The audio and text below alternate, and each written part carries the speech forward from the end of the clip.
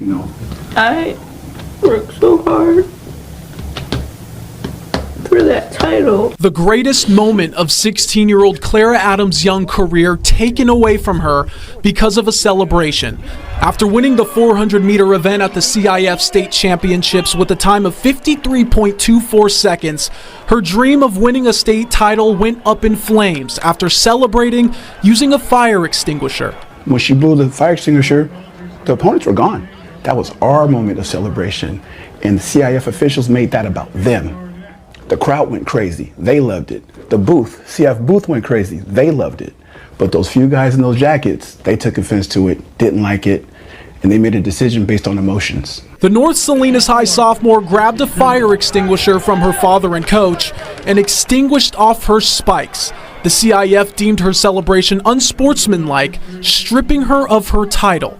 It's a celebration made famous by American sprint icon Maurice Green, who enjoyed her paying homage to him and thinks she should get her state title back. When I heard, like, because it happened and then people just started calling me, oh, this girl who just won the 400 redid your celebration. And I was like, huh, what? If it was away from everyone and not really interfering with anybody, I would say reinstate her. One clear infraction was Clara's father hopping the railing onto the track after the race, but says he only did that because of how CIF officials were treating his daughter. There's a CIF rule saying you can't come over the wall, you can't be on the infield, which is a rule respected. But at this point, I explained before about being a coach and a father wearing the different hats. I saw an official grab my daughter by the arm. They were yelling in her face. When he grabbed her by the arm, I went over the wall at that point. I'm father now. I'm not coach anymore. I'm over the wall. Now, the true fastest 400-meter runner in the state is back home without a medal. And even if the CIF is to reinstate her as the champion, she never got that moment of being crowned a champion. Even if everything goes in my favor, in regards to like getting my title back, I'll still never get that moment back, like standing on the podium as a sophomore. I'll never get that back because they took it from me. Clara was also disqualified from competing in the 200-meter race because of that celebration. And we did some research, analyzed 20 years of state championships, found 0 other times where someone was disqualified and stripped of a title for unsportsmanlike conduct. We reached out to the CIF, haven't heard anything back. We also put up a poll on our Instagram, Dan, asking our viewers if they believed she should have been banned for this or not. Over 1,000 votes and counting, 87% of people saying she shouldn't have been banned for this. And the support from the community has been overwhelming so far. And she's an immense talent, and she's only a sophomore. Yeah, she's going to come back stronger and better than ever. They better watch out for Clara Adams. You bet. All right. Thank you very much, Jeff.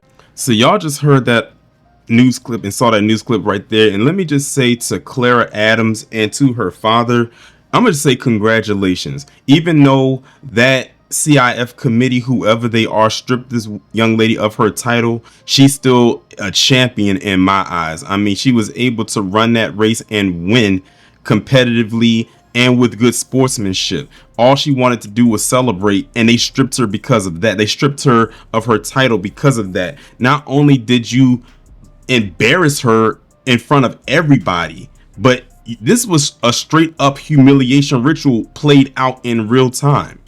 And then on top of that, you ban her from another competition, and it's like, for what? Because she took her shoes off and put a fire extinguisher to him.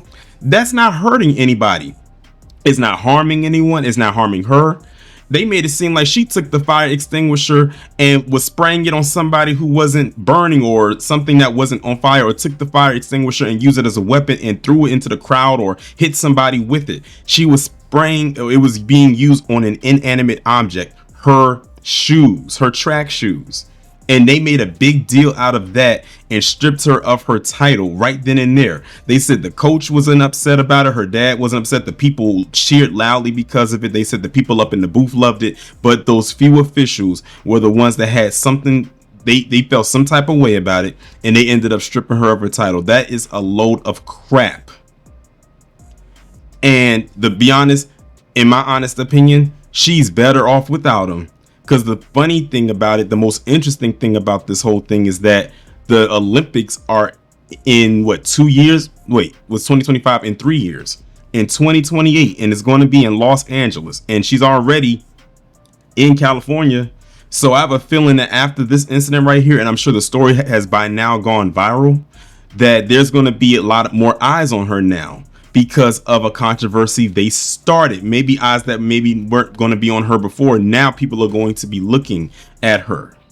But what I found even more interesting, though, is that, and I saw this from, believe it or not, from a lot of, when I got the video on Twitter, a lot of right-wing individuals, they didn't do the usual thing of, oh, well, she should have just followed the rules, because I was almost expecting them to do that. What they actually did was say, they were actually, first off, they were upset that this happened to her. I don't know if it was genuine or not, but the reason why they were upset was because in California, and maybe in other places, but we know in California, when it comes to Hall T, like a person who was biologically born a man but now lives their life as a woman, or someone with the XX chromosome, they're allowed to compete against women and nothing happens. That's the angle they were going at with it. And the way I know is because I saw so many people who lean right were saying that.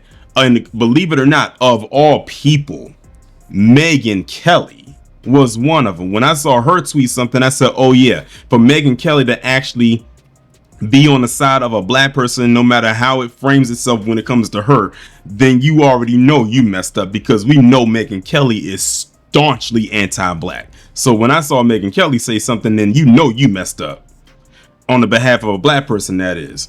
But at the end of the day, her medal should not have been stripped from her. She should have been able to keep her medal, maintain her win. She should continue going on, but we know what kind of society we're living in.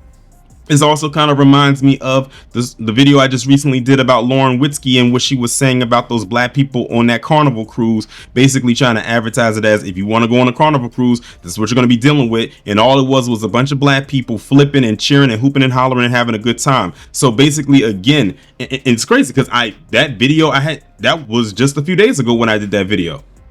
So now fast forward to a few days later, you have this story right here. Again, it's like a black person cannot celebrate their wins. Like, all she was doing was celebrating a win, and that moment was taken from her.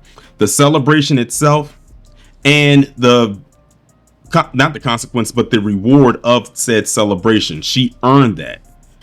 So to take that away from her is crazy. And they made it seem like they tested her and they found some kind of illegal drug in her system. Like, there was no reason for them to take away her medal, her win, and her moment, but they did manage to do all three of those and then some in one fell swoop.